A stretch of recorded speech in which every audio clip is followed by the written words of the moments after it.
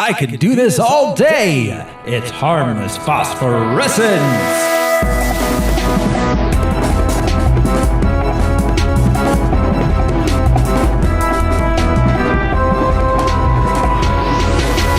Hello, everybody. This is Throw Smiley, and I'm probably a weather balloon. Who's joining me this week? I'm Josh CC, and is it too late to go to the bathroom? Who'll hang a noose on the goose? Stepping goose from Berlin. It's me, Brian Lesh. I'm Alaric Weber, and I can do this for 1/12 of the day. That's a very specific amount of time, Al. That's 2 hours. And accurate. And this is Harmless Phosphorescence. It's the podcast where we watch every theatrically released full-length live-action superhero movie ever made. We gather some research into the production and source material, then we tell you all about it. This show is brought to you by our patrons.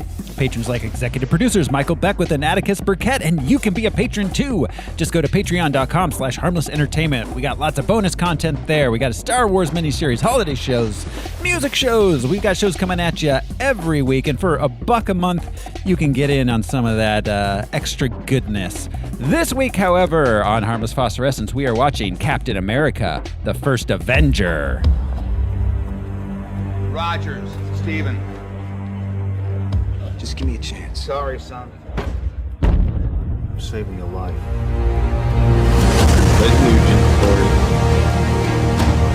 General Patton has said that wars are fought with weapons, but they are won by men. You just don't know when to give up, do you? I could do this all day. Our goal is to create the greatest army in history. I should be going with you. Look, I know you don't think I can do this. This isn't a back alley, Steve. It's war. But every army begins with one man. 5 tries in 5 different cities. I can offer you a chance. He will be the first in a new breed of super soldiers. Why me? Because the weak men knows the value of strength, knows the value of power. That wasn't so bad. That was penicillin. We are going to win this war because we have the best men. Now, Mr. Stark. Nay, will personally escort Adolf Hitler to the gates of hell.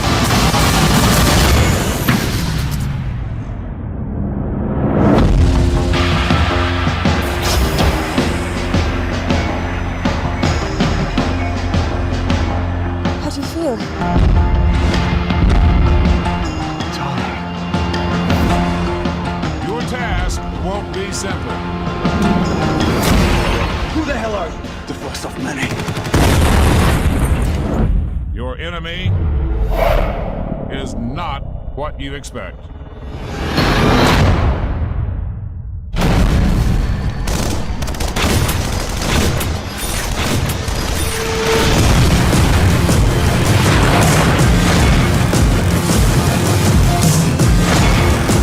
don't know if I can do this.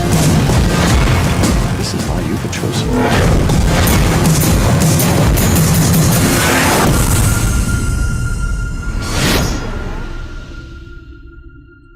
What do you think? I think it works. Woo! Captain America, the First Avenger. Rated PG-13. Released July 22nd, 2011. A running time of 124 minutes. It cost $216 million. And it brought in $370 million. So it was a pretty big hit. It was not... It didn't do as well as Thor, Iron Man, or Iron Man 2, although it did better than The Incredible Hulk. This movie was released just 6 weeks after Thor. Wow. Yeah. They just, boom, one on top of the other. They really wanted to hit that up for you. And, you know, speaking of the box office, guys, do you think it's time that we play the box office top 10 game? Yes, this is the game. It's always time. It's always time. This is the game where we will count down the top 10 movies of the week of July 22nd, 2011. I'll describe each one using only the Box Office Mojo description, and the guys here are going to try to guess it. There's no point really ever pretending that an MCU movie didn't open at number 1, so we'll just kind of skip that part here, and we'll... I know you said 6 weeks. Is Thor still in the mix? It's not in the top 10 anymore. Okay. It is in the top 20. Cool. So, but yeah, no, Thor won't be on the top 10 list this week. And in fact, I know we had discussed before, because there were a bunch of 2011 films, and there's going to be years where these movies are coming out fast between each other. So when need be, we're going to be kind of skipping through the top 20, or possibly just doing opening ones for the week. Cool. But this week, we do have mostly new movies that we haven't that weren't on previous ones. So we kind of lucked out. So we're just going to kind of start at, the 10th movie is one that was open previously, but it's the only one. And that's the Woody Allen movie. No. We've been talking about the last few episodes, Midnight in Paris. So we'll skip over that one. Let's see. Just real quickly, opening up against Captain America, we have, I'll run through these ones here. At number 81, opening this week, Chef Ferran Adria spends half the year making new culinary creations for his restaurant. Only half. Only half. The chef who orders in. It's called El Bulli, Cooking in Progress.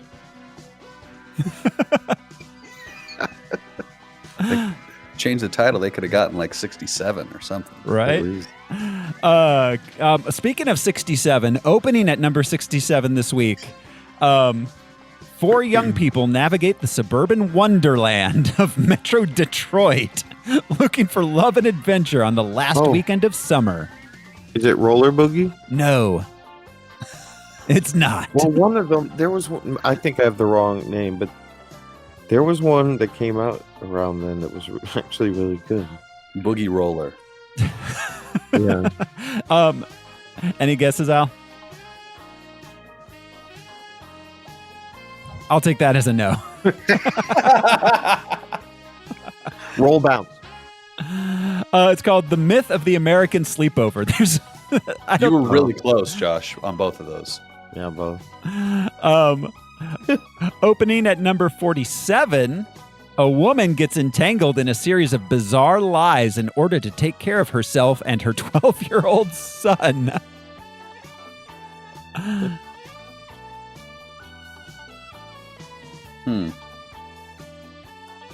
It's called... Any guesses? I'm sorry, what was the description again? A woman gets entangled in a series of bizarre lies in order to take care of herself and her 12-year-old son. Oh, I don't.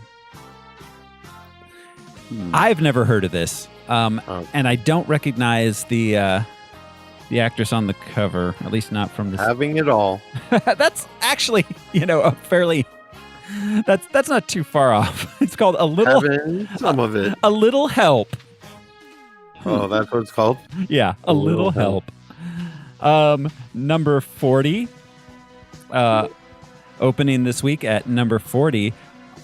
On the night of the discovery of a duplicate Earth in the solar system, an ambitious young student and an accomplished composer cross paths in a tragic accident. Another Earth? Yes! Another Earth. Yeah, that's it.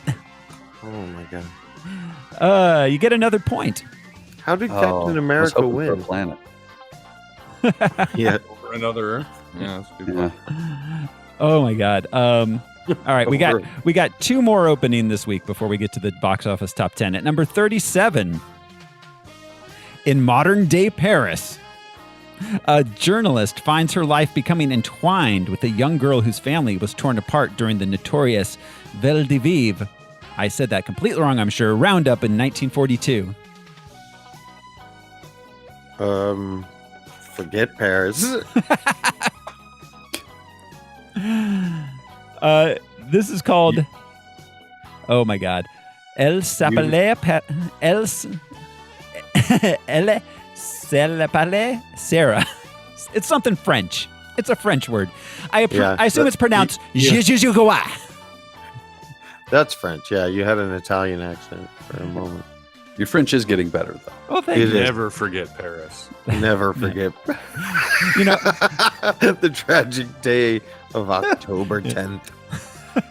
remember. Yeah.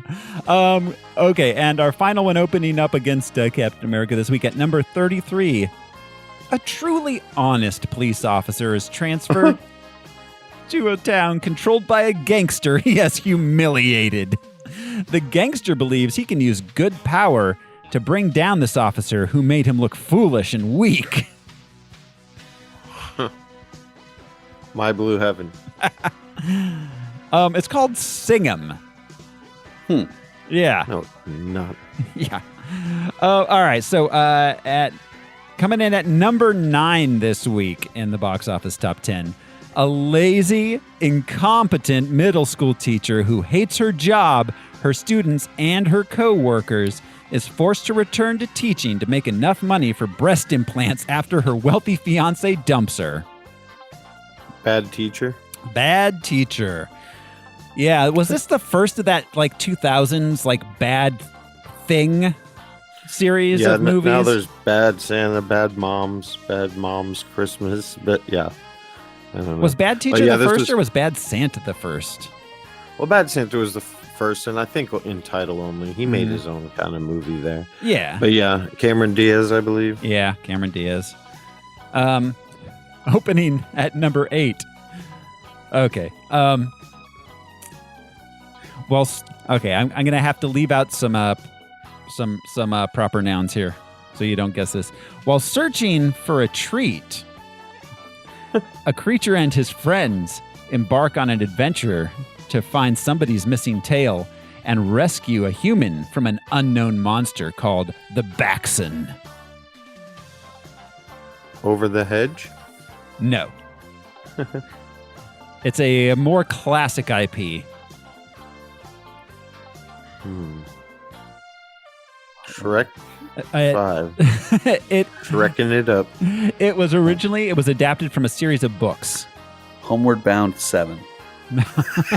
Yeah, animals aren't great with direction. It stars a creature that wears only a shirt and no pants. That could be anybody. Donald Duck. It's Winnie the Pooh. Apparently this one's just called Winnie the Pooh. There's no like...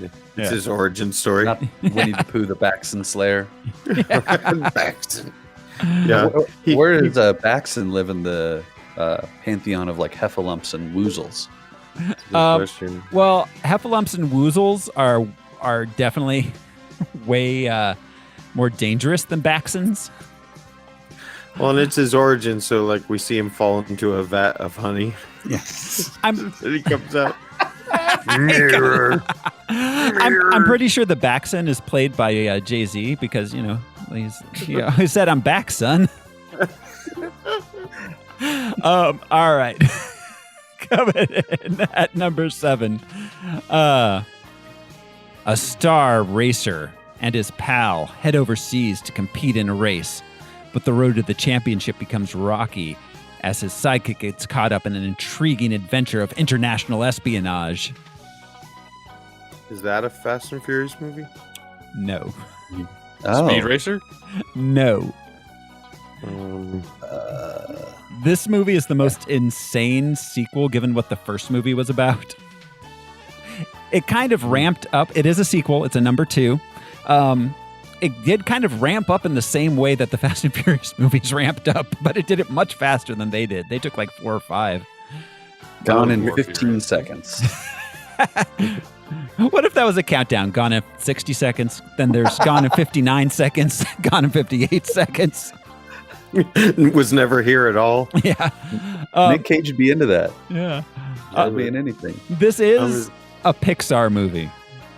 Oh, Cars 2. Cars 2, yes. Tokyo Drift.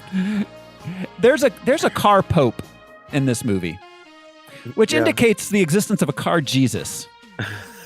Yeah, the car world. Who was crucified by car Romans. It's a show of force. Anyways, coming in at number 6. Oh, a group of zoo animals decide to break their code of silence. I'm gonna mute it. Josh can't. Still It was a voluntary code of silence, so they're Tibetan monks. Gotcha. In order to help their lovable zookeeper find romance. Oh my God, Paul Blart was in this. Yes, he was. Talking zoo. It's zookeeper. Not the zookeeper, just zookeeper. Do you ever have the feeling that no Kevin James movie had a meeting beforehand? No, he showed Somebody up. left a message on his machine. You're a mall cop. Okay. You're a zookeeper. All right. I mean, it's the same as with Rob Schneider. Yeah, exactly. Okay, coming in at number 5 this week. A group of aliens learn of a rival group of alien spacecraft hidden on the moon and race against them to reach it and learn its secrets. Cars 3. Space cars. Space cars. Those are ships. As a hint, let's see. As a hint, these aliens are not carbon-based. Well, I mean, they may be, but they're not organic aliens. Are they More digital like aliens? Cylon type thing. Monsters versus aliens. No. It is Transformers: Dark of the Moon. Oh, yeah. Coming in at number 4. 3 friends conspire to murder their awful bosses when they realize they are standing in the way of their happiness. Horrible bosses. Yeah. Yes, indeed. I like that movie. Yeah. Oh, Charlie. Yeah. Okay. Coming in. Oh, opening this week at number 3. This is one of those where there were 2 movies made that seemed like the exact same movie, but they came out within a few months of each other. Like the asteroid. Yeah, like Dante's Peak. And Volcano and Sudden yeah. Yep. Sudden Impact. Yeah. All right. A young man and woman decide to take their friendship to the next level without becoming a couple, but soon discover that adding sex only leads to complications. Friends with benefits? Yeah, Mila Kunis and Justin Timberlake. Wasn't there one with What was what's his face? Punked guy and Natalie Portman? Yeah. That was the same movie? Yes. Oh, yeah. Yes, that was it. All right. Coming in at number 2. Yeah. 3 friends. Oh God, how the hell do I? Okay. 3 friends search for an evil guy's secret in their effort to destroy him as a final battle rages at their school. Was this the last Harry Potter movie? Yeah, it's Harry Potter and the Deathly Hallows Part 2. Yeah. That was tough. The Horcrux adventure. Yeah, exactly. And number 1 this week. Steve Rogers, a rejected military soldier, transforms into Captain America after taking a dose of in quotes, super soldier serum. Yeah, because it's commonplace now. Yeah. But being Captain America comes at a price as he attempts to take down a warmonger and a terrorist organization. Oh, Al's back. Is it working? How's that connection working for you, Al? Well, sounds good right now, but give it 5 seconds. Okay. I will. I'll give it 5 seconds.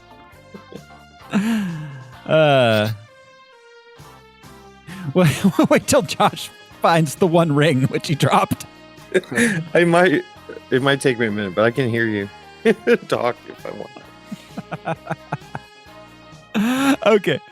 Well, do you want to try moving on, Al, or are we? Yeah, let's go. What were we up to? Number 4? Oh no, we finished up the top 10. Do you want to? You want to ADR some jokes in? Yeah. Just say, how about, what are you doing here? There was one about a boy and his dog. So if you got any boy and dog jokes, that was good. We had Kevin James. Kevin James was in a movie. I heard that. That. Zookeeper. Yeah. Yeah. There was also another Kevin James movie with where he was a young pope. It was called Pope 2. Was he a Pope car? It was called Paul Blart Mall Pope. Mall Pope. There was one with, like a mall Santa, but the Pope. There's a movie that's basically just Justin Timberlake fucks Mila Kunis. Like that's the plot. Yeah, I've seen that one on the internet. Send me a link, please. Yeah, right. And then of course Cap was first. Should we so that's our box office top 10 for the week, which brings us to the character and comic book background. Al, talk to us. Wash us in your Al knowledge. Comics. Steve Rogers, Captain America. Created by Joe Simon and Jack Kirby. First appeared in Captain America Comics #1. Dated March 1941, published by Timely Comics, which would later evolve into Marvel. Captain America was a consciously political creation in that Joe Simon and Jack Kirby were morally repulsed by the actions of Nazi Germany. Kirby fought, right? I don't know. Stanley both served, I think Kirby and Simon both served. And Simon didn't dig that deep. Yeah, cool. The first issue, dated March of 1941, was actually on sale December of 1940, a year before Pearl Harbor. The cover of the first issue depicted Captain America punching Adolf Hitler. Fun. It is. Yeah. Can I just briefly also, do you have anything more on that? On that particular comic or that particular cover of him punching Hitler? No, go ahead. So, all right, this was 1941. This was pre-Pearl Harbor. America had a lot of actual Nazis, like people, and commerce with them. Yeah, but there were like groups who were like just openly like pro-Nazi, not in the way today's groups are openly pro-Nazi, but like openly pro-Nazi of like, hey, Hitler's cool and all, and we're going to wear the swastikas, and we think we should have our own National Socialist Party here in America. Well, what was his name? George Lincoln Rockwell? Yeah. The leader of the U.S. Nationalist Socialist Party? Yeah, exactly. So there were their headquarters were on Long Island. And Jack Kirby and Joe Simon were in New York. So they got a lot of death threats to the point where the FBI gave them, because of this cover, this Captain America punching Hitler cover. Yes. They got death threats because of that, specifically to the point where the FBI gave them armed guards. And in fact, one day Jack Kirby got a call saying, I did read that. saying, come out and fight us. We're waiting for you outside. And he went outside and was disappointed because there were no Nazis there to punch. Yeah. It's like when Buzz Aldrin cold cocked that dude. Yeah. Oh, yeah. Yeah, the moon guy. Yeah. The moon followed denier. him everywhere. Yeah. Finally, he had it. Yeah. So Knocked anyway, his ass out. Yeah. The moon is real. Sorry to step on your toes, Al. There was a previous patriotically themed superhero named The Shield from MLJ, which is now Archie Comics.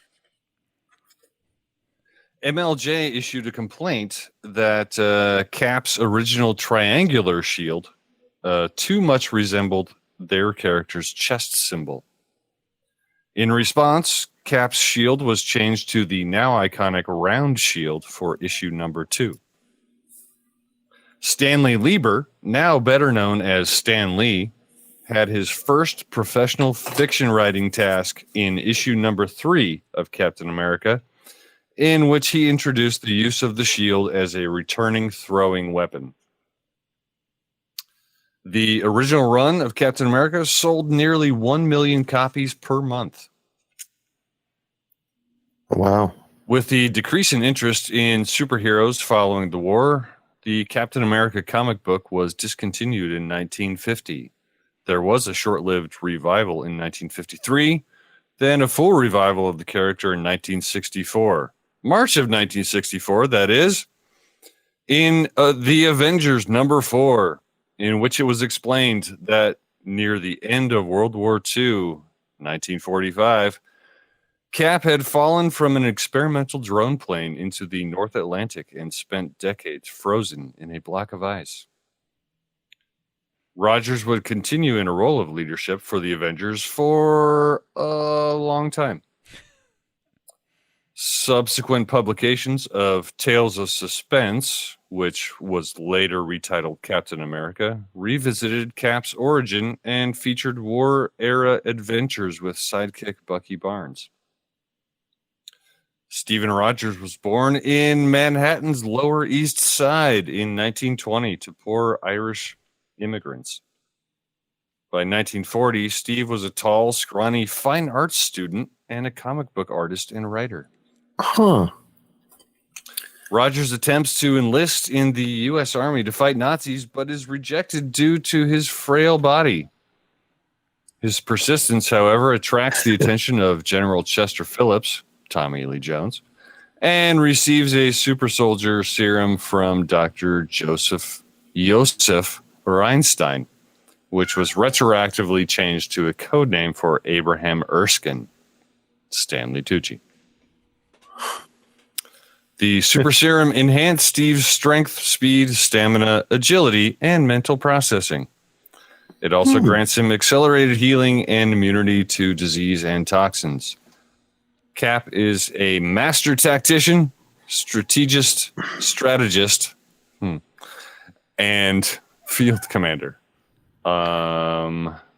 General Chester Phillips. They called him a colonel in this.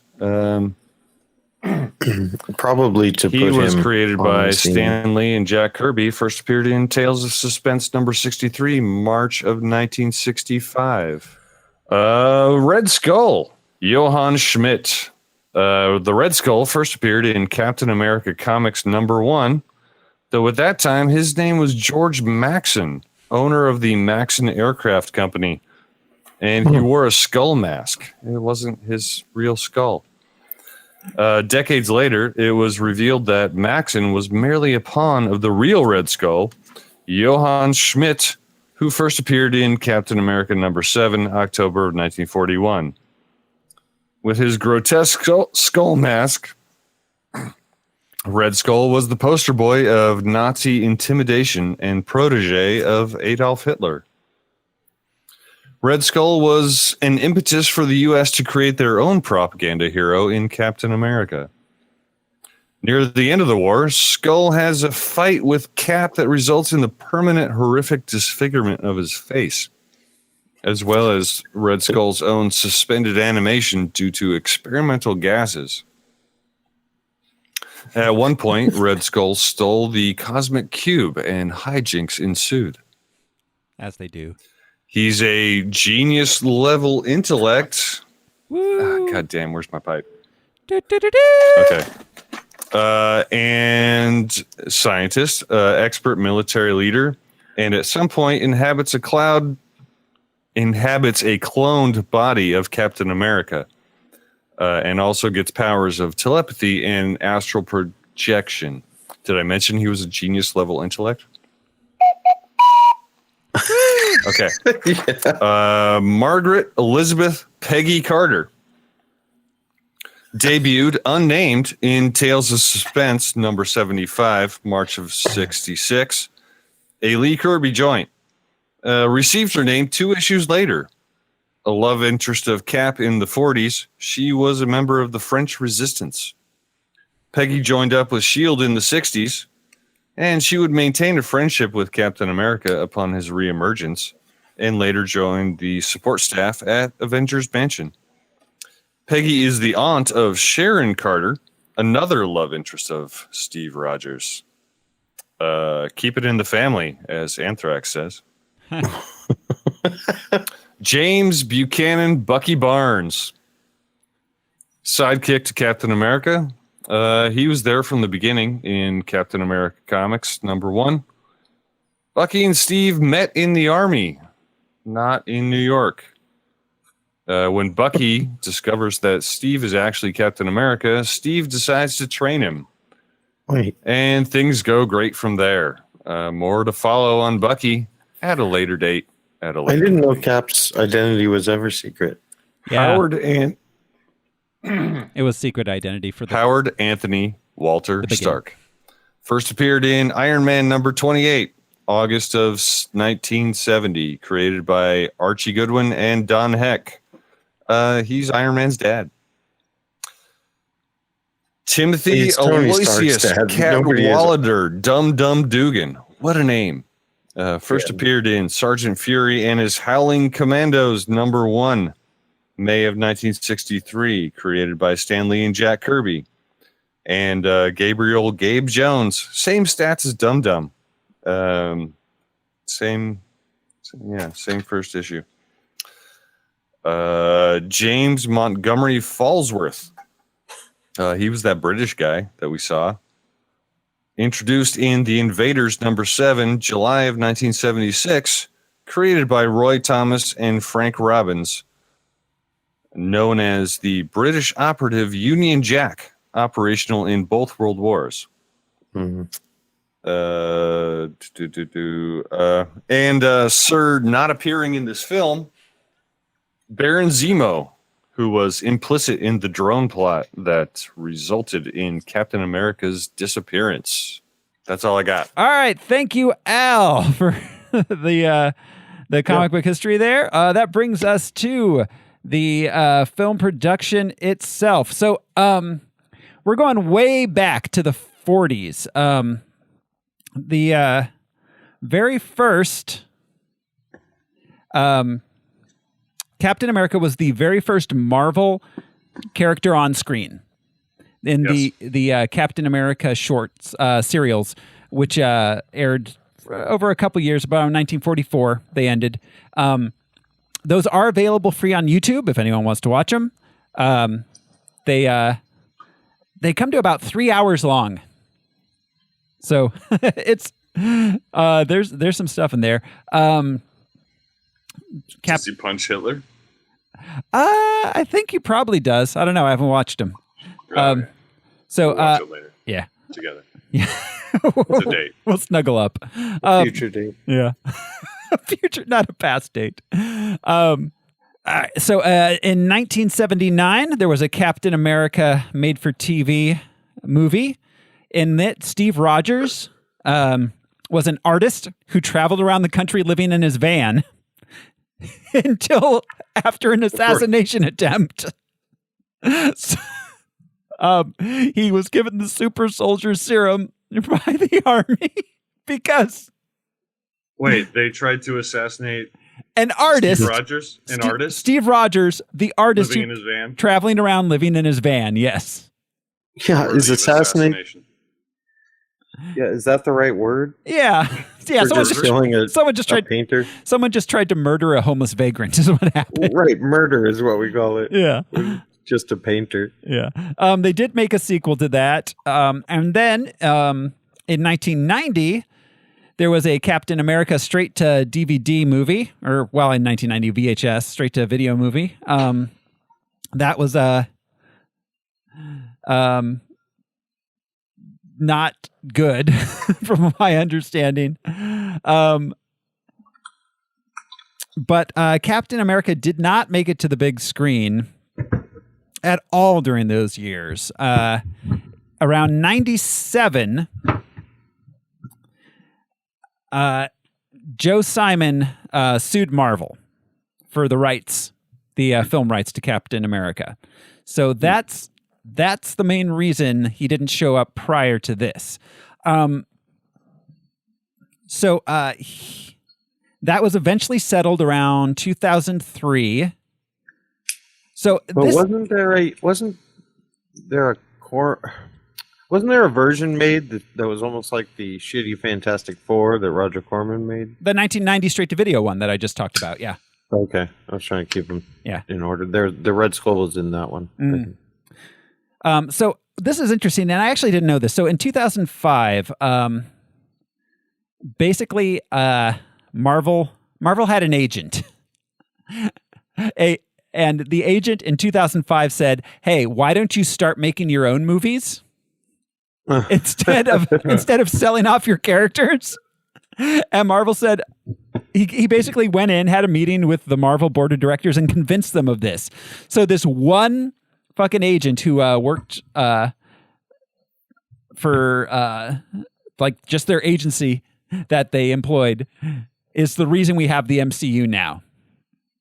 Yeah, he was probably like, I'm tired of this penny ante shit that just produces crap. Yeah. What's 10% of nothing? Right? So they received a loan for $550 million from Merrill Lynch. Huh. And as collateral, they put up 10 properties. Captain America is the first of those properties that actually had a movie made. So, which they put up, they did not put Iron Man, Thor, or Hulk up as collateral, but Captain America was. So this movie had to make money or they were going to lose Captain America to Merrill Lynch. Probably pay penalties. Yeah. So it's not Merrill Lynch or that agent. It's everybody that got hosed by Merrill Lynch for decades. Yeah. That's who sponsored the MCU. Right. Grandmothers. So, all right. The film, once they started, they decided to go ahead and do the connected universe. This film was offered to a number of people. Of course, Jon Favreau, they asked if he wanted to do it. He said no, because, Iron Man. Then, let's see. They hired David Self to write the script. And Joe Johnston met with Marvel. There wasn't a whole lot of back and forth on this one, like there were with some of the others. Joe Johnston was basically the second one that they hired on to do this. Joe Johnston, of course, we spoke about previously on our Rocketeer episode. He also did Honey, I Shrunk the Kids, Jumanji, Jurassic Park 3. Yeah. The script was written by Christopher Marcus and Stephen McFeely of Marcus and McFeely. Attorneys at law. Will, of course, see a number of movies that they would go on to write, including The Winter Soldier, Captain America Civil War, Infinity War, and Endgame, and Thor the Dark World. And they started out as claims adjusters at Merrill Lynch. Their first credits, let's see, was their first film credit was The Life and Death of Peter Sellers, which came out in 2004. But that wasn't bad. I remember that. I haven't seen that one. But then they did The Chronicles of Narnia, all three of the ones that got made. And after that, they just started working in the MCU. So in the lead for Captain America, so there were a number of people up for it, including Ryan Phillippe and John Krasinski from The Office. He was the main competition to, yeah. Oh, thank God. Yeah. He was the main competition to the man that got it, which is, of course, is Chris Evans, who we've spoken about several times in several other roles. We were kind of talking about this a little bit off air, but like you said, Josh, he was, this kind of was finally the right superhero role for him. Yeah. Perfect. Yeah. All throughout the storylines, not just this.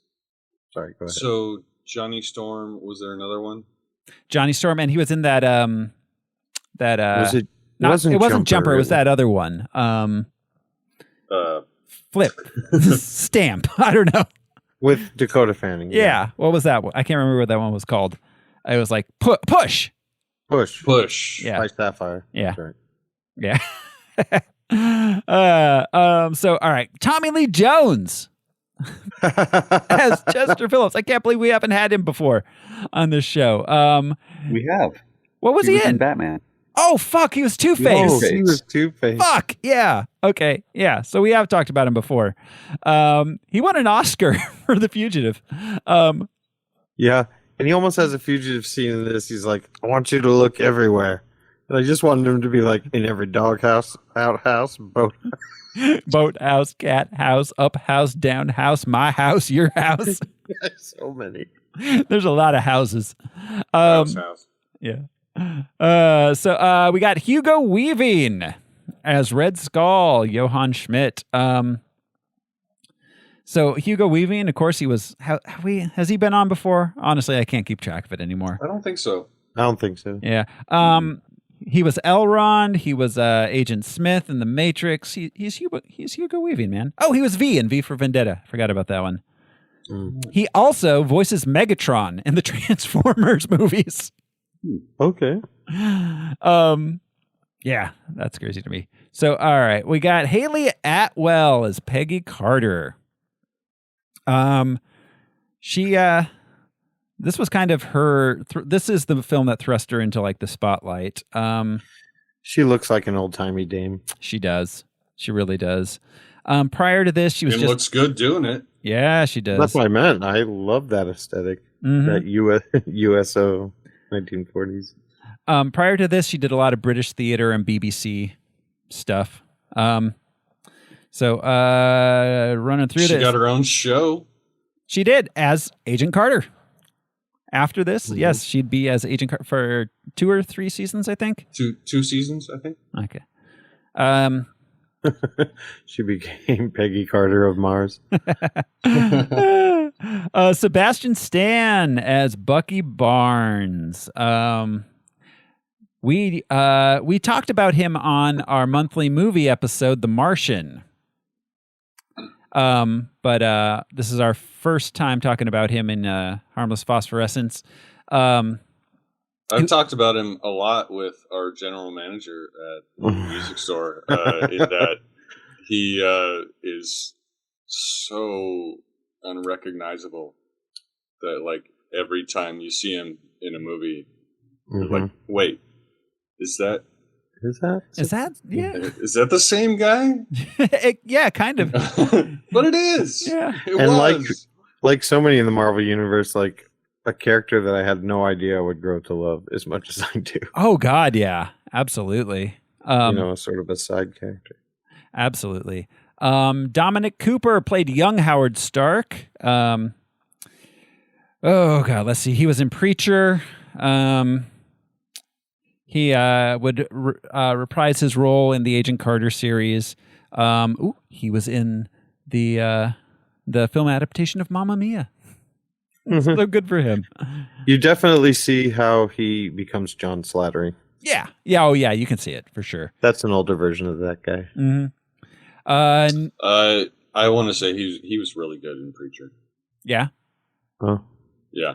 I never actually watched it. If you haven't watched it, yeah, you should watch it. And it's fun because so many, especially obviously Iron Man movies, but Civil War and such, it begins with a Stark giving an expo. Yeah.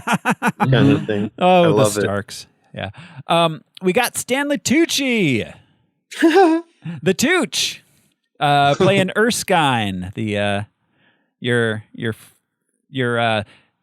your patented MCU friendly scientist who dies right after the hero gets his powers.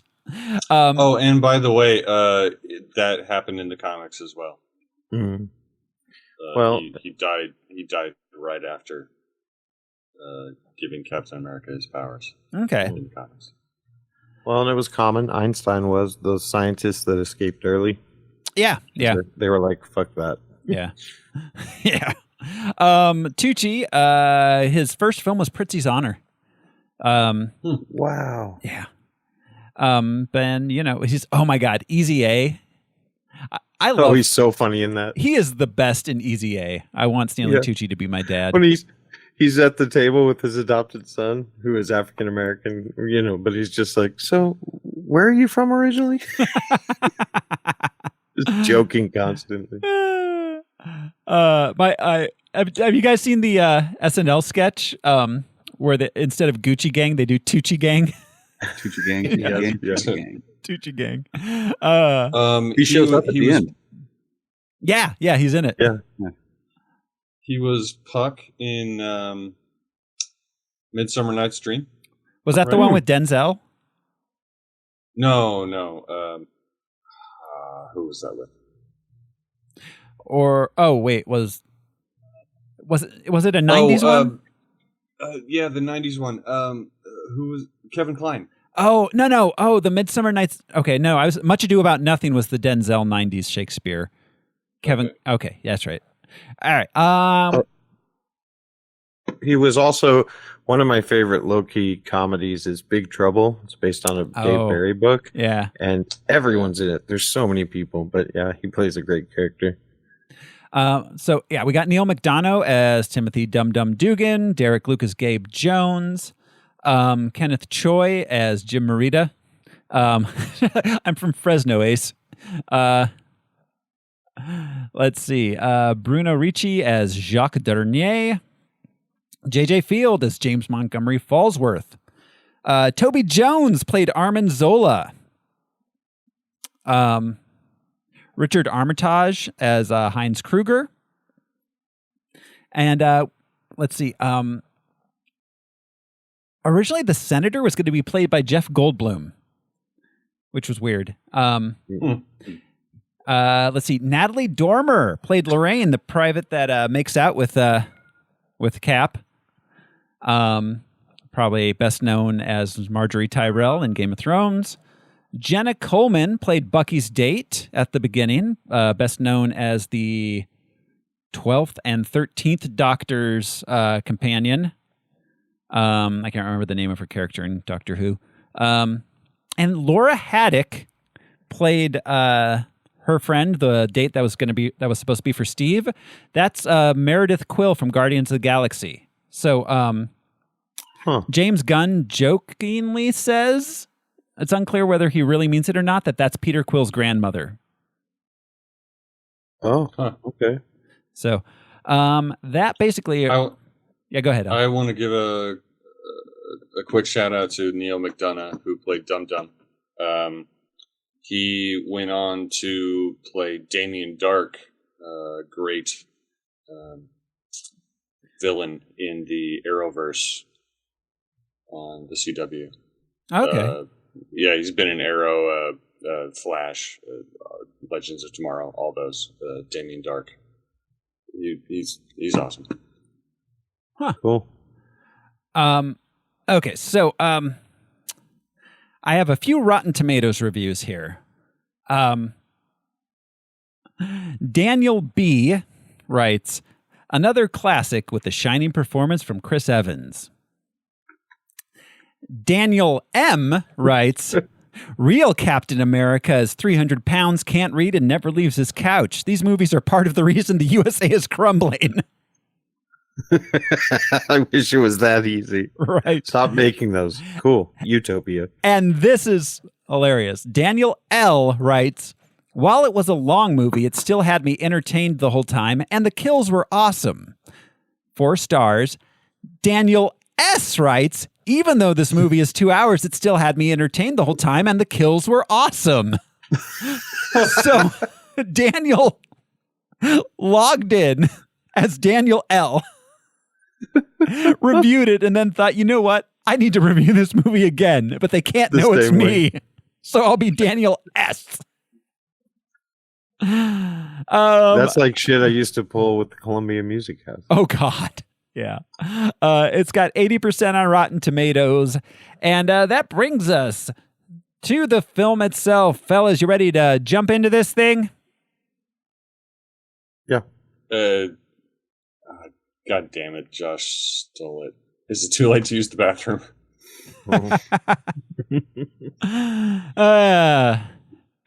Here we go. This is Captain America, the First Avenger.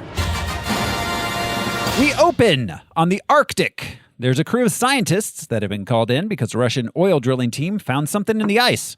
Didn't it have some Close Encounters vibes at that moment? You know, when like Bob Balaban and Francois Truffaut are in the desert. Definitely some Close Encounters stuff. The Thing. I was thinking even the first X-Files movie. There's a lot of those old like suspense like alien films. Yeah. So it's a ship. Inside, the team wipe down the ice and see a familiar shield frozen inside. Cut to Norway, 1942. A Nazi splinter cell called Hydra, led by Johann Schmidt, invades an ancient Norse church. They search for and find a glowing blue cube. It's the Tesseract. Apparently, this is where Odin's keeping it these days. Guess so. He finds it hidden in a wall carving of Yggdrasil, the tree of the world. The tree of the world, yeah. Yes. By Darty McDart eyes there. Where is it? So, nowhere. Certainly don't look behind the tree. Definitely not over there. Yeah.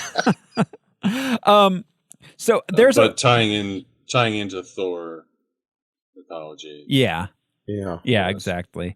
There was also a Raiders of the Lost Ark reference here where Schmidt says, while the Fuhrer is busy digging around in the desert for trinkets. Yeah. For the Ark. Yep. So we cut to New York. A skinny kid from Brooklyn's trying to enlist under an assumed name. He's classified 4F and turned away. It's Mr. Steve. And has a giant head. Yes, he does. That. Oh, my God. The deep Evans voice in that was a little disconcerting, especially that tiny guy. Especially in the first few scenes. Like I slowly got a little more used to it, but at first it was a little off. Yeah, He'd have a high pitched twangy voice if that was his size as an adult. Yeah. Some of Steve, unless he just had a giant Adam's apple. I don't know. Maybe. Some of Steve's health issues: asthma, scarlet fever, rheumatic fever, sinusitis, chronic or frequent colds, high blood pressure, palpitation or pounding in heart, easy fatigability, heart trouble, nervous trouble of any sort, has had household any sort of nervous trouble.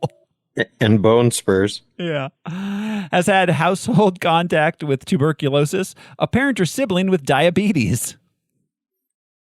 Yeah. You shouldn't be alive, let alone in the military. Right. So, all right. So, Steve. I know you were saying it to be funny, but he didn't have bone spurs. No, I know. He did not. The president did. I appreciate the ex-president. The reference. Yeah. Okay, so we're going to. Yeah, I'm glad you clarified that for the audience. This fictional character did not have bone spurs. Captain America did not have bone spurs. Good point. So Steve goes to the movies, calls out a jerk who's disrupting the show. They take it outside, and Steve's getting beat up pretty bad when he's saved by his best friend, Bucky Barnes. A lot of what he does is noble. But this was a weird example. Yeah. Like talking in a movie. Yeah, getting in a fight because the guy's interrupting the newsreel. Right. He should have been stopping a crime, which is a trope, but that would make more sense, to talk about why he's worthy. We know he's worthy later on. But, something with a little higher stakes than someone who's annoying in the movies. Yeah. I've done exactly that in Captain America. Show some respect. Or you might have said that. Yeah, because the dude just wanted you to fast forward to the cartoon, which understandable sentiment. All right, so we all love our funny movies. Yeah. So all right, Bucky's gonna ship out the next day. We learn that Steve's tried to enlist multiple times under different names, but keeps getting turned away. So Bucky got enlisted in the 107th, which was where Steve's dad was in World War One. Yes. I think. Yes. Yeah, we learned Steve's dad died in World War One, and his mom died as a tuberculosis nurse. So they're going to go to the Stark Expo that night on a double date. We see young Howard Stark. He is given a presentation, as the Starks are wont to do. Is this the expo where Howard Stark puts the map and all the the stuff in the globe? That was the 70s one. This was the 43 version, but it's the same thing. No, yeah, like a World's Fair. Yeah. Okay, cool. Yeah. Gotcha. Yeah, so let's see. A scientist named Abraham Erskine overhears Steve telling Bucky he's going to try to enlist again. Bucky and the girls continue their date. Bucky's like, all right, 2 girls for me. Yeah, hell yeah. And Steve goes to try to enlist. Erskine comes in, takes over the exam. He's from Germany. After interviewing Steve, he tells him he's part of a secret government program, and he's going to take Steve in because he just thinks Steve's a nice guy, basically. I like the exchange. I liked a lot of Erskine's lines, but in this, he asks, "Do you want to kill Nazis? Is this a test?" Yes. Yeah. It's the first litmus test you start with. Yes, it is. Yeah. Meanwhile, in the Alps, Schmidt and his scientist, Dr. Zola, are using the Tesseract to create futuristic weapons of immense power. I guess before we get too far away, so I forgot to mention that apparently Joss Whedon did a complete pass on this and in preparation for the Avengers. He came in and rewrote basically the entire script. He says he just bumped up, did a bunch of character work and didn't change a lot of the plot or anything like that. But Joss Whedon, I know many people do, but Joss Whedon is super, super big on 3 beats. He puts them everywhere. And there were a number of 3 beats in here that I'm almost certain Joss Whedon wrote in. We've got the shield 3 beat, where first he uses the trash can, then he uses the door, then he gets his shield. The door of the taxi, then he gets his shield. We've got the dancing 3 beat. First they talk about dancing twice, and then the third time they talk about dancing, they make the date and he goes into the ocean. We've got the... But wait, did you see how that relates later on? That he talks that he can't dance and he maintains that. But the last shot we see of Steve Rogers in Endgame and in the movie, he's dancing with Peggy in the window. Yeah, of course, yeah. It was just sweet. You know. Yeah, definitely. They finally got their dance. Yeah. Oh, yeah. I mean, that was the payoff of of the character's 20 films, or however many was actually in the MCU. But so then there's a fondue 3 beat. They talk about fondue twice, and then the third time he explains it's just cheese and bread. But there was the whole is this a test thing? I feel like that was a 3 beat, but the third beat wasn't there. So I feel like that something got cut out, or I don't know if it was just a missed opportunity, or they cut, it wasn't the grenade. They cut it. The grenade was the second. Oh, okay. Yeah.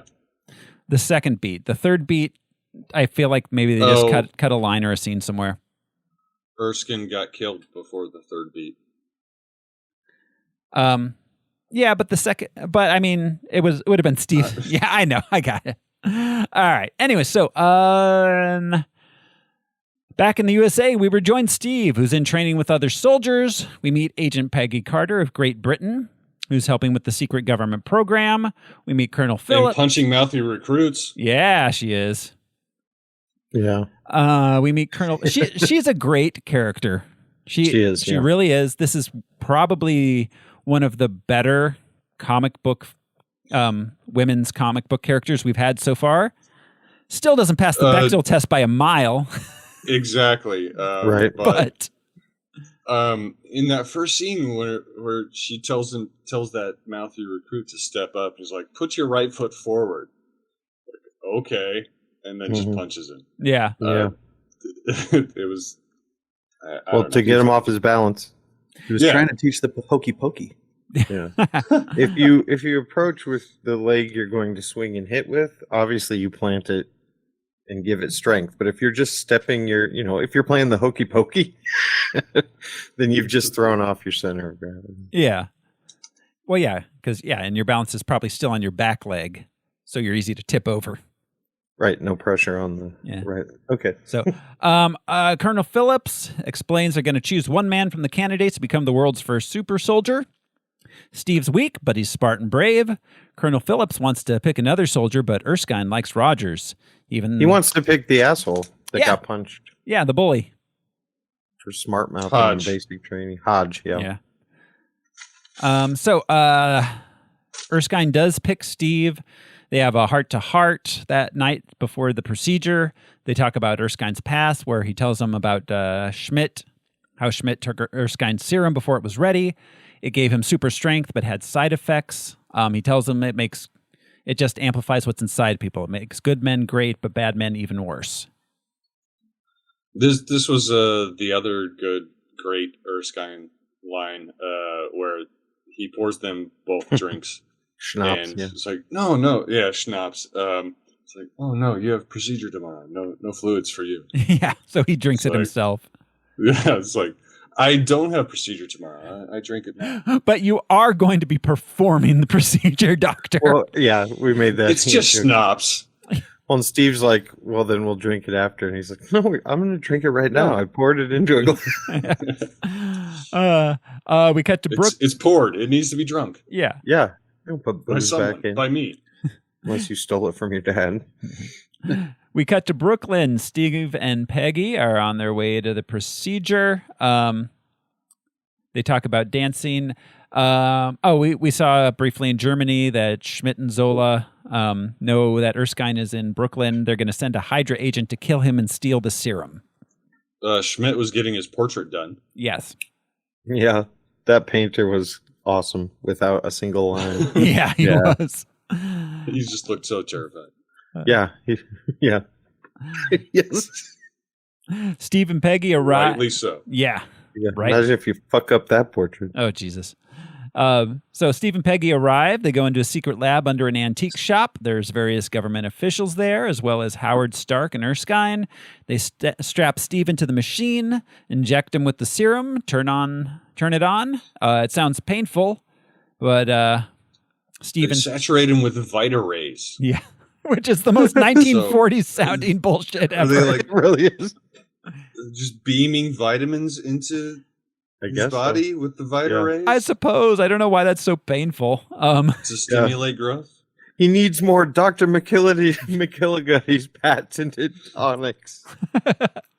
More. Oh, Dr. McGillicuddy. All right. So when they open up the door, Steve now has the body of a young Chris Evans. Yeah, totally. Peggy is nearly as thirsty as Natalie Portman was in Thor when she sees him. Then one of the government officials, it turns out to be a Hydra agent. He sets off an explosion, steals the serum, kills Erskine. He runs away. Peggy goes out, is trying to shoot him down. Steve pushes her. I mean, it's their own fault. They allowed too many people into this room. They really did. Just top brass needed to see this. Yeah, we didn't need all those like government middlemen. Yeah. So Steve chases the car down through Brooklyn, eventually catching the guy as he makes his getaway into the bay and a waiting single-person submarine. Steve pulls him out of the sub, back onto land. The serum smashes on the ground as the Hydra agent commits suicide with a cyanide capsule. And we get our first Hail Hydra. I liked the child hostage. The Hydra agent throws him in the water, Mm-hmm. and Steve runs over and is like, "I can swim. Go get him." Yeah. Yeah. I grew up in fine. this fetid, filthy Hudson water. Yeah. You're like, I'm fine. Yeah. Back in Germany, Hitler is angry, as he sometimes was. I think that's his resting face. Yeah, he's angry this time specifically at Schmidt. He sends some Nazi commanders to rein him in. Schmidt reveals that he plans on ruling the world without Hitler. He's a strong, independent supervillain who don't need no Fuhrer. So he kills the Nazis. Which was a theme from the comics. Just to mention, Red Skull totally wanted to take over the Third Reich. From his mentor, Adolf Hitler. It was a classic. It's kind of that vibe like Sebastian Shaw. Like, they're just so myopic and narrow-minded. Are they worse than Nazis? Hitler would have been happy with Europe. Well, worse, yeah, because he wants domination. Yeah. But he also killed Nazis. I mean, so is he good? Yeah. Red Skull Nazi killer. I'm conflicted. It's a classic working girl situation. He's Melanie Griffith trying to take over Sigourney Weaver's spot. Yeah, he just doesn't see them as sacred, Yeah. Oh, fuck them.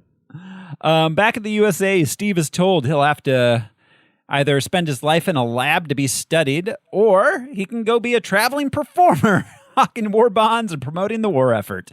He agrees to do that and is promoted to captain, though that's largely ceremonial at this point.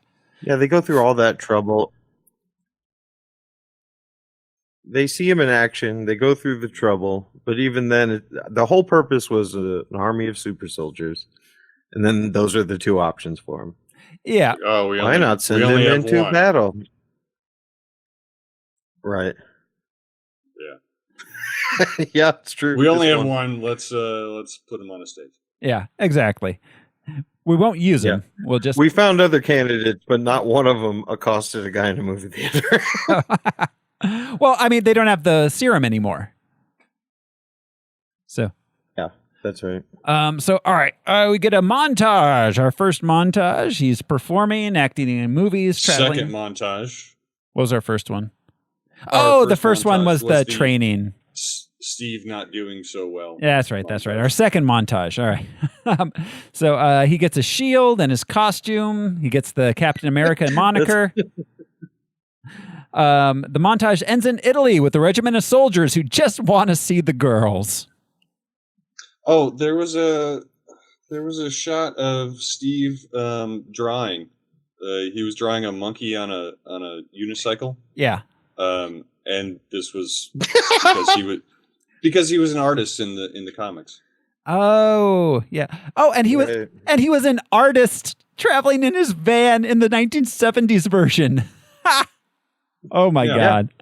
We returned to that monkey, by the way. You see it throughout the series. It's at like Adventure's Mansion, and it's in his bag of stuff. Oh wow. That's awesome.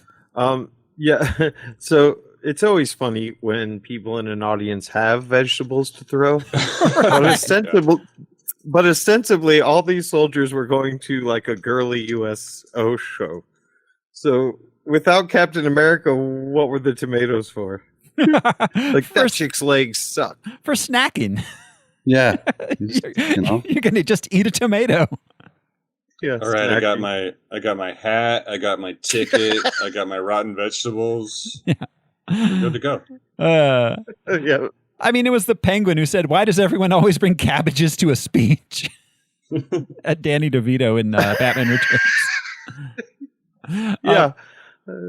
So, all right. He gets reunited with Peggy. They bond a little, and he discovers that the regiment they're with was Bucky's, the 107th. Colonel's there, too. He tells Steve that Bucky was either killed or captured when there was a battle with Hydra. The prisoners have been captured by Schmidt 30 miles behind enemy lines, and they can't be rescued. At least 150 men. Yes. Were captured there. So Steve decides to go. And I understand, like you're saying, there was only one. Oh, sorry. I understand you were saying there's only one, and so they kind of wanted to protect him. But the colonel was behind the plan all along, or involved in the plan all along. But he seems to think Steve is bullshit. Like, he doesn't even see him as a super soldier. Yeah, he really does. Like, that. It's kind of weird. Like how useless he thinks Steve is despite the super strength. So Steve decides to go find Bucky and rescue him. Peggy and Howard Stark give him a ride in Howard's plane. Steve's jealous because he thinks Peggy's involved with Howard. She doesn't really tell him she's not. When he asks, she just moves on. It kind of almost makes it seem like she is. Yeah. They're just trying to be coy. I don't know. Yeah. But yeah, fun doing. Yeah. Yeah, she leaves it up in the air. So Steve parachutes in, sneaks into the Hydra base, frees the prisoners, including the Howling Commandos, who begin fighting their way out of the base, stealing the Tesseract guns and a tank. Bucky, though, is being held in a science lab with experiments to be done on him. So Steve goes to find him. Isolation ward. Yeah. Steve goes to find him, rescues him, and then he sees a map with all the Hydra facilities on it where they are in Europe. He meets Schmidt, who reveals his Red Skull to him. He doesn't show just everybody his Red Skull on a first date. They mentioned Alamogordo, which we all know they tested nukes there, but it's also where Bruce Banner became the Hulk. And Dr. Manhattan, but they called it Gila Flats, but it's the same. Yeah. So, all right. Red Skull and Zola escape. Steve and Bucky join the rest of the soldiers, arriving back at the U.S. base the next day with Steve being hailed as a hero. They escape separately. Skull goes off in his one-man plane, and he's like, he gives Zola the car. He's like, not a scratch, Doctor. Yeah. And it's totally that Mr. Burns Smithers situation. Yeah. Like, sir, there are two seats. I like to put my legs up. Well, the Han to Lando. Yes. Yeah. Not a scratch. So Steve misses his big medal ceremony. We get our Stan Lee cameo. But he's in London planning to hit all of Hydra's bases. Howling Commandos agree to join him, as does Bucky. Peggy shows up at the bar to flirt a little, and they discuss dancing again. And the next They established Go ahead. Oh, we had our Stan Lee cameo. I said that. I'm sorry, I missed that. It also You indicated that should thought be, he'd be taller. You should be sorry, Al. I'm gonna go flagellate myself. they let us know that Steve has total recall, which Yes. little low key power. Yeah. So let's see. Howard shows Steve. Wait. Next day, Steve goes to find Howard. On the way, he makes out with Natalie Dormer. He gets caught by Peggy, who is not amused. Then Howard shows Steve his inventions. He gets the vibranium shield. So in this one movie, we've got references to Iron Man, Thor, and Black Panther. Because it's so fun that they went back in time. That's what makes it make sense that it came in this order in the MCU. Mm-hmm. Because you'd think First Avenger would have been up there. But yeah, I love that we're back in time. Yeah. It's very cool. Yeah, it is. It's fun that it's a period piece. Yeah. So, and that, I forgot, at the expo at the beginning, there's a somebody's automatic man thing is at the Stark Expo, which was the Human Torch. Oh, right. Yes. They even show the glass case, right? Yeah. It's inside the glass case. Yeah. Cool. So, all right. So, after getting his shield, Peggy works out some frustration on it. Then we get a montage of Steve and the Howling Commandos knocking off Hydra bases.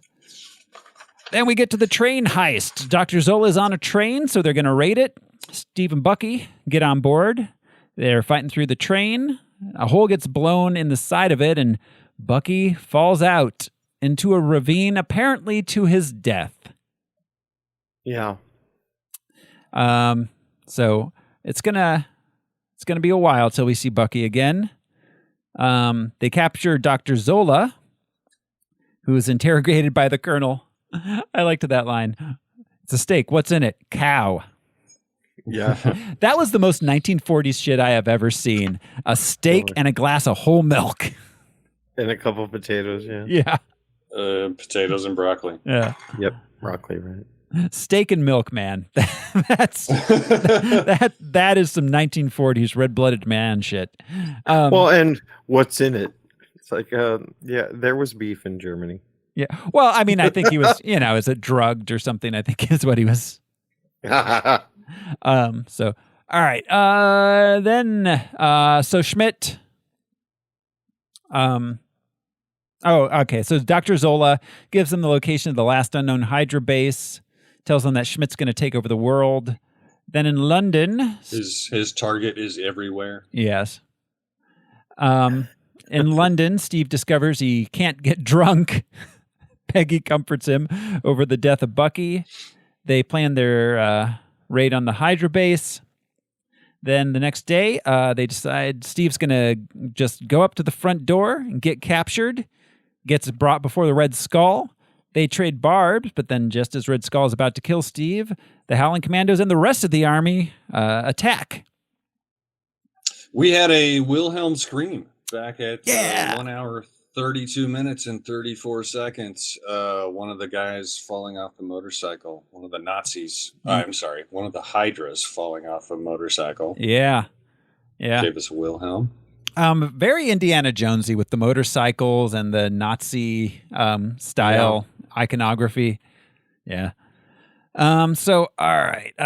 Peggy Carter's there. Red Skull flees to a bomber plane with the Tesseract on board. There was one really weird bad edit right here where Steve is swinging and then it just cuts to him running with that. Like it was weird. Did you notice that? Yeah, I know what you're talking about. Yeah. It was just odd. It's like they made a mistake or something and never caught it. So Steve follows onto the bomber after finally kissing Peggy. Bomber's heading to New York because it's too fast for him on foot. So they roll up in Schmidt's Hydra hot rod. Yeah, Phantom with the jets, the jet engine in the back. Yeah. So he gets on. Colonel Phillips, I'm not kissing you. Yeah. Steve gets on board the bomber. He fights all the underlings, and there's a whole sequence where he gets into the little plane, then back onto the big plane. Finally, he gets to the cockpit, which is like a big room, and fights with the Red Skull. During the fight, the Tesseract gets knocked out of its mooring there, where it's powering the weapons. Red Skull picks it up, and a portal opens up above him and sucks him away into space. So, the Tesseract melts through the floor, falls into the ice below because they're over the Arctic Circle. Do you think he'll be back? The Red Skull? Nah. Maybe. Well, not Hugo. Yeah, not Hugo. Yeah. So Steve gets behind the wheel of the plane. He contacts Peggy on the radio, tells her there's no time to land the plane, so he has to put it into the water. They have their big talk about dancing. They make a date to meet at the Stork Club in a week. Steve crashes the plane into the Arctic waters, and Peggy loses contact with him. So we get another montage. It's VE Day. Howard Stark finds the Tesseract in the water, but they can't find Cap's plane. We see kids in Brooklyn playing as Captain America. And then we fade to black and cut to Cap waking up in a hospital. It's seemingly the 40s, but he immediately recognizes that something's off. The baseball game happened in 1941 that he's listening to on the radio. He was there. That seems sloppy to me. Like real sloppy. I know. It should have been like, damn, I have a bunch of texts on my cell phone. So he bursts out of the fake hospital into New York, 2011, Times Square. Bunch of cars roll up, and out comes Nick Fury, Sammy Jackson. Fury tells him he's been asleep for 70 years. Cap is sad because he had a date. Roll credits. In Times Square, and he's like, yes, Bubba Gum Shrimp still exists. We roll credits. Go ahead, Al. Oh, he's all like, Peggy's probably old now. I'm going to go look for one of her female relatives. Exactly. So that's not my flavor, gilfs. But wait, there's more. After the credits, Nick comes to tell Cap he's got a mission, and then we basically just get a teaser trailer for the Avengers. Yep. And that is it for Cap. So that was released theatrically, right? The teaser trailer? Yeah. That was the end credits sequence in the theater. Absolutely. Yeah. Revving you up. Yeah. Yeah, and they all had the title card thing at the end that said like Captain America will return in the Avengers, like Thor and like Iron Thor Man. Yeah. So yeah, it was a good movie. Yeah, it was. So I've got a few unanswered questions, nothing major. Just a few things that occurred to me. Why did the Blitz happen? Why do bad things happen to good people? Why did they use hydrogen? Yeah. So the first is, why is the symbol for Hydra an octopus instead of a Hydra?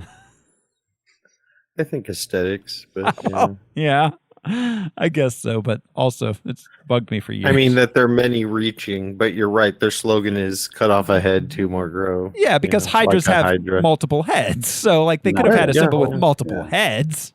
I don't know. I mean, it starts with just one. Yeah. It always does. Until you cut it off. Yeah, and then two more. And then it becomes multiple heads. Yeah. But I mean, yeah, I know. I understand why. It just, yeah. So, all right. So all of those ailments listed on Steve Rogers' fake papers, why? Why did he tell the doctor those things? Some of them the doctor could diagnose there, but a number of them Steve had to explicitly tell the doctor about in his fake persona. But he can, because he's given him a fake name already. Fake names. I thought about that too. Like, fake names, but that's still. I don't think he gave him a fake name. He gave him a fake state that he was from. No. They said a fake name. They said fake names. Okay. That was something Mitchell was his name in that. Like, okay. Yeah, he was giving him fake names. He tried 5 times with different names each time. Other than that, he's incapable of being honest. Dishonest. I'm sorry. But it's funny. No matter how many fake names you use, that's still the guy that's walking into the doctor's office. Do you know what I mean? Yeah. The little scrawny. He says like even your asthma would disqualify you alone, but everything about him would. Yeah, absolutely. And I understand why he'd keep trying, because he's Cap. He's Steve Rogers. But he maybe didn't need to tell them that he had contact with someone with tuberculosis. Same. All right. So, why did they have 1 extra dose of serum? Just 1. They made it seem that it's difficult to make. The one, well, it's not just that, but like, so they brought out the serum that they were injecting Steve with, and there was just 1 left in the box, and that's the one that the Hydra guy took that later smashed, which is why they didn't have any serum left. But when like, they ordered them, that's how they came. It's like hot dog buns and hot dogs. They don't match up. Maybe they were going to inject it into his nether regions, but they were already engorged. Oh, I was going to say, that was one of my questions. Like, did it get injected into his weenus? Or was the Vita rays what did it? That was a joke that I made when I was watching it this last time, when like Peggy came up and it was like, oh, did everything get bigger, Steve? Yeah. Like, well, no, they didn't inject it into that. So I still have the penis of a 4-foot man. Not that height indicates, but yeah. He had large feet. Maybe they were going to make a super pet for him. Oh, like one was for Captain Rough America. Captain Rough. Baker's dozen. Captain Meow-ica. All right, so that would have been great if Captain America had a super cat. He just threw at Nazis. Just threw at Nazis. Laser cats. Yeah, laser cats. All right, so then why couldn't he steer the plane away from New York? I know it was going fast, but like he was steering it. He could steer it down. Why couldn't he steer it away? Controls were damaged, right? I guess. Ish. Yeah, I think they said that like the ailerons are damaged. So he couldn't go any direction, but he could go up or down. Yeah. He still could have. Well, I guess he could have gone up. That just would have taken him into space. It wouldn't have been any better. Yeah, I guess he could have gone backwards, upside down, and then that still would the Ocean. He still or would the have Atlantic Ocean. He still would have probably crashed. As he you can't fly upside down forever. He had to put it in the water, and he knew that. I You mean, could the just do damages were loop-de-loops. probably. Yep. Or just come down Sully Sullenberg style. I guess if it was damaged, that's good enough. So I'm curious about the actual getting frozen in the ice in a survivable way. I'm sure he survived because he has the super soldier serum. Okay, His metabolism. So that's fine and all, but so he crashes. Is he insta frozen? Is he knocked unconscious and then a block of ice forms around him as he's unconscious? Or is he sitting there for a while well, this sucks, and then eventually he gets frozen? It might have taken longer, but you can pass out from hypothermia in water.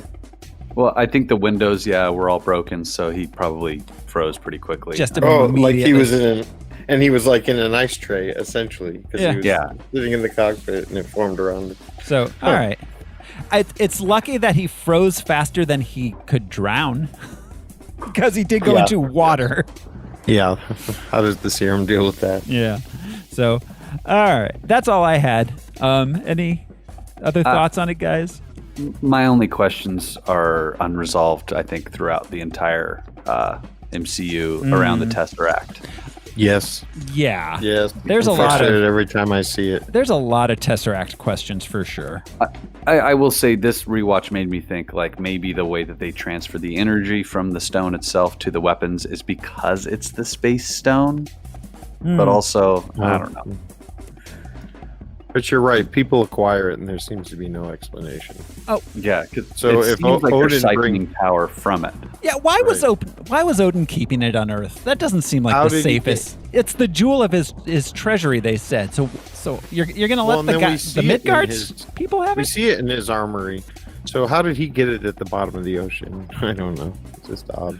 Well, no, because Howard Stark picks it up. So then S.H.I.E.L.D. has it. Oh. Okay. And Odin doesn't get it back until they get it from Loki in the Avengers. Gotcha. But yeah, why he was keeping it on Earth in the first place, it just doesn't seem like a very safe place. Yeah. Asgard would have been safer, I feel like. Well, you think you'd keep a closer eye on it, too. Yeah. I mean, you only have one eye. You want things to be close to keep it. I mean, maybe it was that thing like someone would assume it's in Asgard, but nobody would assume it's in this. I don't know. Was Odin quietly supporting the Nazis? Oh, no. He was a sympathizer. Oh. I sympathize. So He was all, they love my operas. That's true. Wagner. They do. Yeah. What's his Red Skull says on the wings of the Valkyrie. Well, yeah, actually, Hitler was obsessed with the Nordic gene pool. Yeah. He was not blue. He was not blonde and blue-eyed. No, he was not. So, all right. You guys ready to rank it? Yeah. Yeah. All right. So let's. Pretty high up, right, guys? I think so. I think so. So, right here at number 7, we got Thor.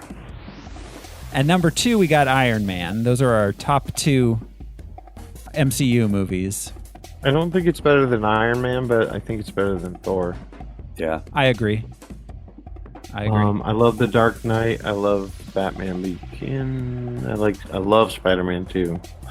And Iron Man's at 2. Yeah.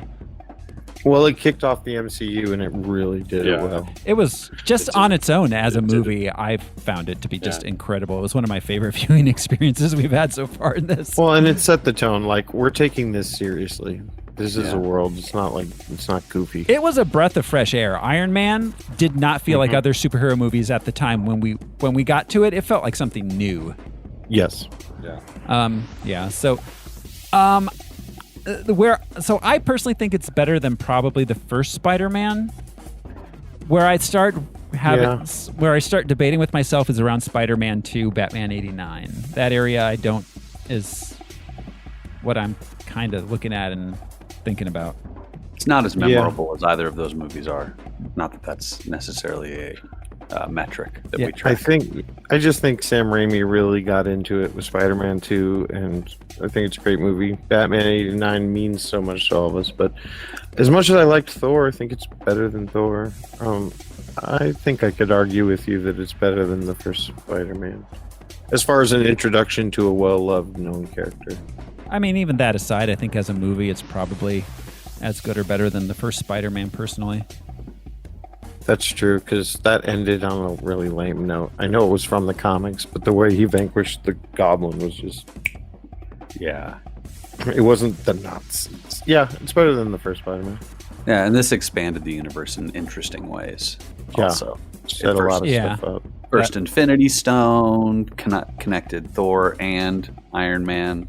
And Black Panther. Well, and yeah, exactly. And it did the Frozen thing, and it wasn't cheesy. I mean, your questions totally made sense, but they pulled that aspect off without it being a groan. Oh, hey, and they didn't. Go ahead, Al.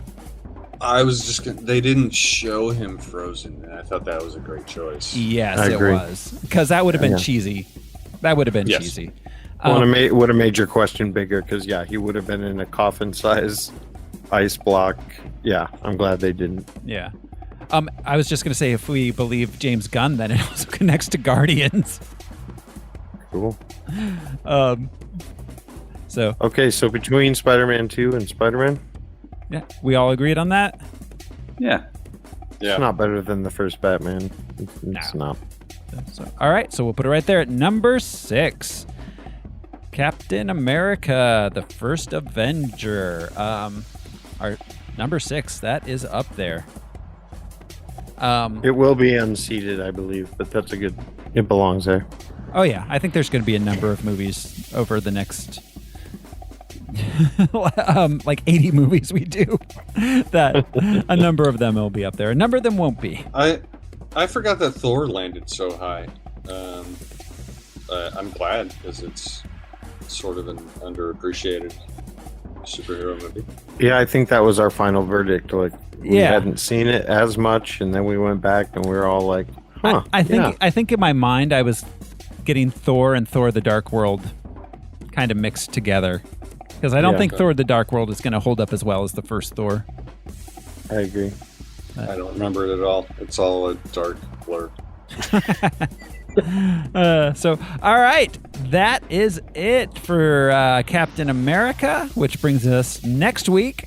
We will be watching Chronicle. What? Oh, man. Okay. Yeah. That's it's a found footage movie. A found footage superhero movie. That's interesting. Yeah. I haven't seen it. I'm aware of it, but we'll see. We'll see. That's next week. Will it unseat Captain America: The First Avenger? Only time will tell. And thank you, thank you, audience, for putting up with our difficulties. We finally got it. Yeah, we did. We had some technical difficulties this time, but we got through it. So that's it. Thank you, everybody, for hanging out with us, listening to us on Harmless Phosphorescence. This has been your host, Throw Smiley, and I'm off to personally escort Adolf Hitler to the gates of hell. I'm Josh Cece, and it's funny you say that, because I've knocked out Hitler over 200 times. Who'll give the Axis the sack and as smart as a fox? I guess me, Brian Lesh. I'm Alaric Weber, lab rat and dancing monkey. Thanks, everybody. We'll see you next time. Bye. Thanks, guys.